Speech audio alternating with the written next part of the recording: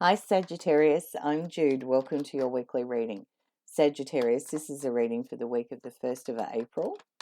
And let's get going. Let's have a look at what's been happening for you. And thank you for all the likes and the subscribes because I really appreciate that. It does make a difference. So I'm very grateful for that support. All right, Sagittarius, what have we got? What's the energy you've been in? Well, we've got the Fool, we've got the Six of Pentacles, and we've got the Emperor. Now, the Fool talks about a new beginning, a fresh new start, something exciting, something that's a bit of a leap of faith. And the Six of Pentacles says, you know, how do you feel about this in terms of, is it in balance? Is it fair? Is it equal? There's a finance aspect to this about giving and receiving. But with the Emperor here, you could have an Aries character around you, or it could be a dad, or it could be you as a dad. But the Emperor likes to take control, take charge, and he does it too with a lot of power. But he also likes to do his due diligence. He likes to do his homework. He likes to make sure that he's going forward with a lot of strength and certainty. So there's a sense here of maybe there's a new beginning, a new opportunity, and maybe you've got to look at, what do I have to contribute? What will I get out of it? Is it in balance? What's going to be fair and equal here? And the Emperor says, you know, there's a taking charge aspect. All right, so the week of the 1st of April, let's have a look. The Seven of Swords. Does that want to come out? I'm going to leave it in. I saw what it was, but it didn't drop, so I'll just see if it comes out. For Sagittarius. Five of Wands, Three of Cups, Seven of Pentacles. Oh, cards going everywhere. I saw the Magician in the midst of that. Four of Cups. The Tower. I can't leave a tower now. I have to get more. Feels like it's something to do with work. But let's see. Queen of Wands, yeah. Underneath, Two of Wands. I'm just feeling into it because there's a lot going on here. A lot happening. You're trying to work out at the start whether this new thing, what you'll have to put into it and what you'll get out of it is really what I'm feeling there. Because the Four of Cups says, I'm not sure you're really feeling it.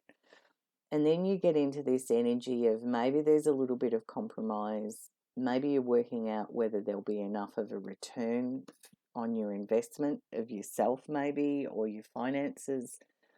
And you're looking at this. Seven of Swords also can caution us sometimes to watch out for someone around who's maybe not being all that upfront.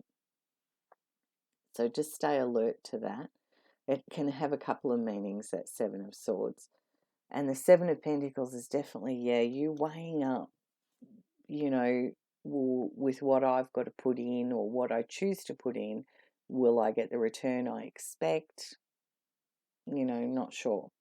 And the Five of Wands, it does have a business energy because the Five of Wands feels like business people around you with equal skills.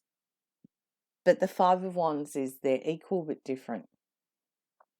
You know, everyone's coming in with the wand of, you know, equal size, but they're all different in what they bring. So it's not really apples for apples, which might be why you're in this contemplative energy here.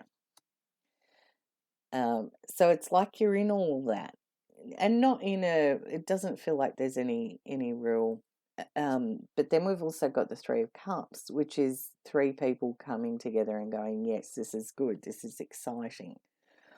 Then we have the Tower. Now, the Tower is something sudden and unexpected. So you've gone through this milling around, working out. Maybe there's a little bit of compromise. You know, How are we going to do this kind of feeling? Is it will I, won't I? And then you go, yep, 3 of Cups. Okay. Then we've got the Tower. Now the Tower is something sudden and unexpected. We didn't see this coming. It can, in itself, is neither good nor bad. It could be an event, a person, an idea, something someone says, but it's got a Shazam energy to it of this could be a big game changer. This could change everything.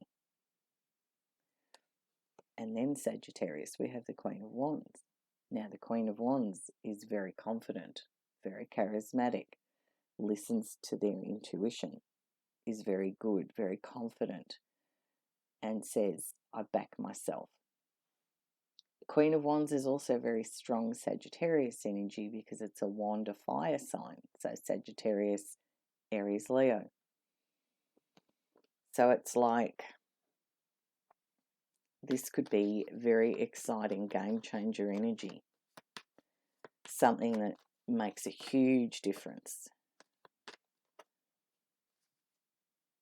Now you've got the Magician and the Hierophant sitting here with it. These are big energies.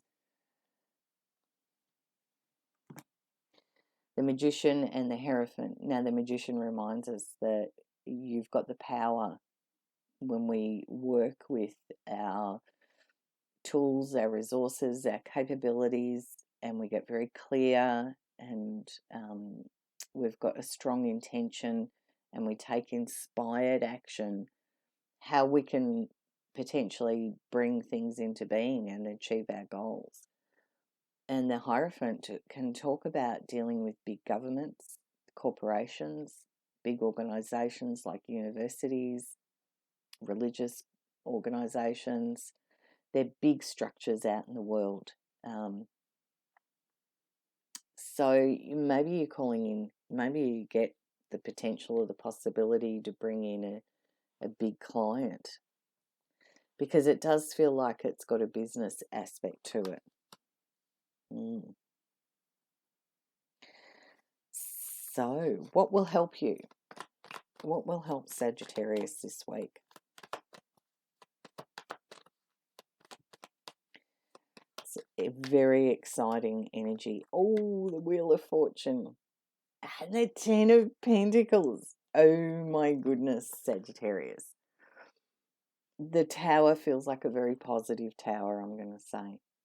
It's like you've had this new idea and you're working, and it does feel collaborative because you've got the 5 of Wands and the 3 of Cups. And you've gone through this whole process of, is it going to be worth my time? Is it going to be worth my energy? And you come to a happy place about it. And then you have the Tower moment. And it's like you've come up with some idea and then somebody says, well, we could work with the big corporates on this, or we could work with the government on this, or we could work with, and it's like, oh my goodness, that takes it to a whole other level.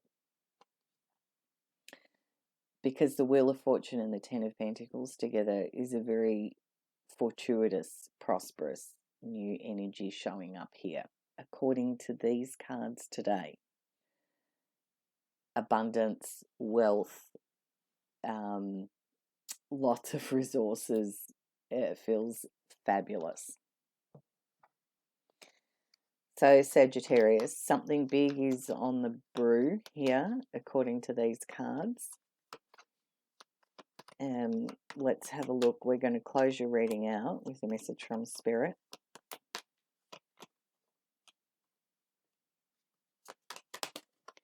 Oh.